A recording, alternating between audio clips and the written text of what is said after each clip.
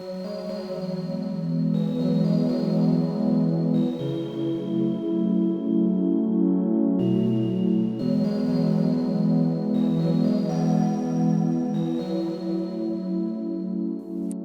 is Henri Matisse.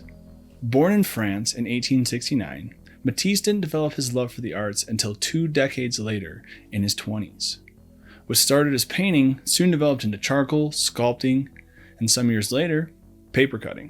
In 1952, while at his studio in Nice, France, he told his then studio assistant Lydia, "I want to see divers." After setting off to the shores of the Canes, the French summer sun soon became too much for the then 83-year-old Matisse.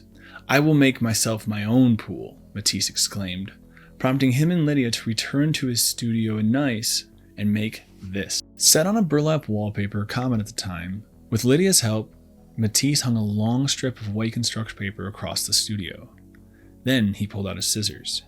He began cutting aquatic shapes, sea creatures, and the forms of swimmers. Matisse's pool was born. Now on display at the Museum of Modern Art's MoMA, although its colors have slightly faded, its shapes cut from paper more than 50 years ago still convey the same movement that inspired Matisse that sweltering day on the shores of the Canes. In a note to convey the energy that Matisse had captured, I was commissioned by an avid art enthusiast and collector to replicate this piece in her own home.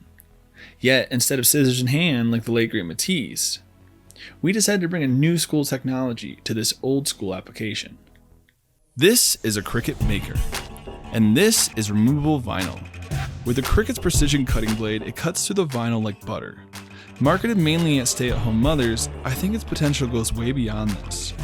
No, I'm not sponsored by Cricut, but the biggest area this machine can cut out of, though, is only 11.5 by 23.5 inches.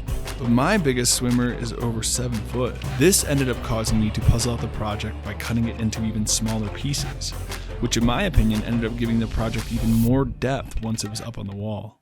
Visiting the actual installation months after I finished the project, I noticed something I hadn't realized before. His aren't solid either.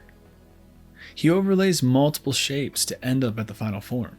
My happy little accident, as Bob Ross would say, which I even fretted about at one point, ended up becoming a key part of the design and tying it even deeper in with the original. There's plenty more struggles that appeared along the way, but after proceeding through, the final result made it worth it. Join me now through my installation of Henri Matisse's The Swimming Pool.